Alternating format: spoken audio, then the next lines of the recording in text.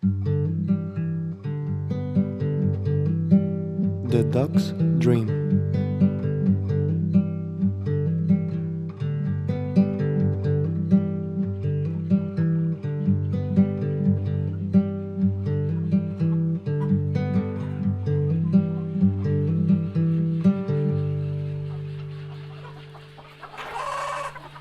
Once upon a time there was a duck who had been brought up in a hen house.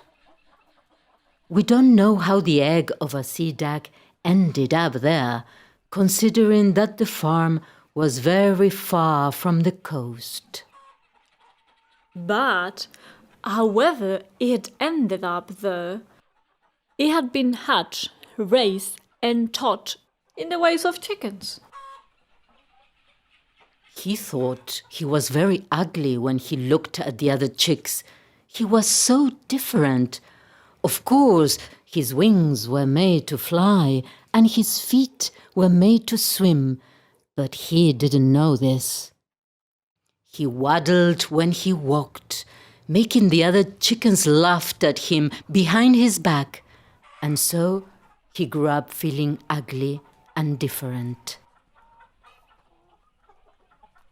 In spite of that, he loved that hen house.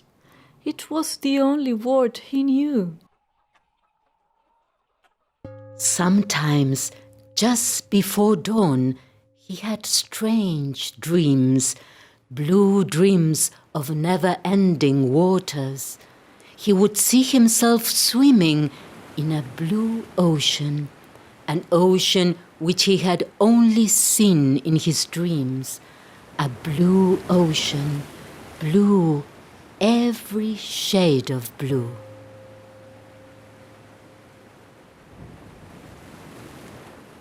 But in the morning, when he opened his eyes, he always found himself in the same place. The hen house. He was so ashamed of talking and looking so different that he tried to keep himself to himself, and he didn't mix much with the others. He spent his time looking around him, and in so doing, he discovered many things. He saw that there were other kinds of birds in the trees outside the hen house. Those birds were not chickens, and they lived in nests which they built for themselves. One day, in order to see better, he stretched his neck all the way back, in a way chickens never could. And suddenly, he discovered the sky. What an unbelievable happiness he felt when he found the sky. It was also blue, like the ocean of his dreams. he looked up for so long that his neck got stiff, but he didn't mind. He had made a very important discovery. The sky was enormous. It had no end.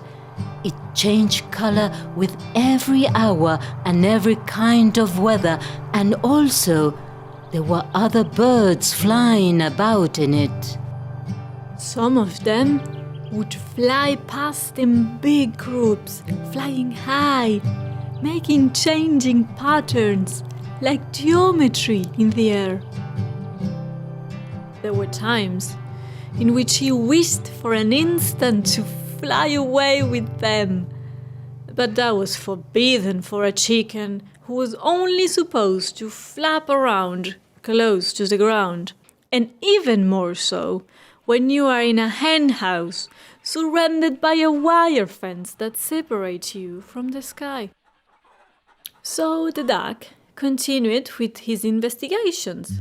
He made calculations, he observed the changes in the winds and in the seasons, and little by little he learned to know the time of the year when the migrating birds would pass.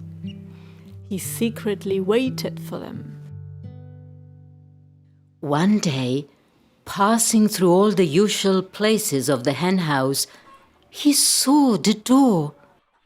How come he had never seen it before? Had it always been there? That same night, when the chickens were asleep on their poles, as was their custom, the duck went to the door and simply pushed it, and the door opened. He went out carefully, walked a few steps, and then ran back to the hen house. It was the best thing to do, wasn't it? After all, who knows what dangers might be hiding out there? And what would the other chickens say if they knew he had been out of the hen house? But now he knew he could get out if he wanted to. Summer passed. The trees were turning golden. The ants were tirelessly working to collect food for the coming winter. The right moment was coming near. One morning, very early, the duck woke up, and looking up at the sky, he saw a flock of birds flying to the north. With no more doubt, he waddled to the door, pushed it, and to the amazement of all the chickens, he went out. At first, it was difficult to leave the ground. His wings were stiff because he had never used them. But it seemed now as if his true nature was guiding his movement. And struggling, determined, and ignoring the pain of his stiff wings, he gained more and more height, more and more, until he finally reached the flock, and joining his brothers, he flew happily towards the coast and the blue sea of his dreams.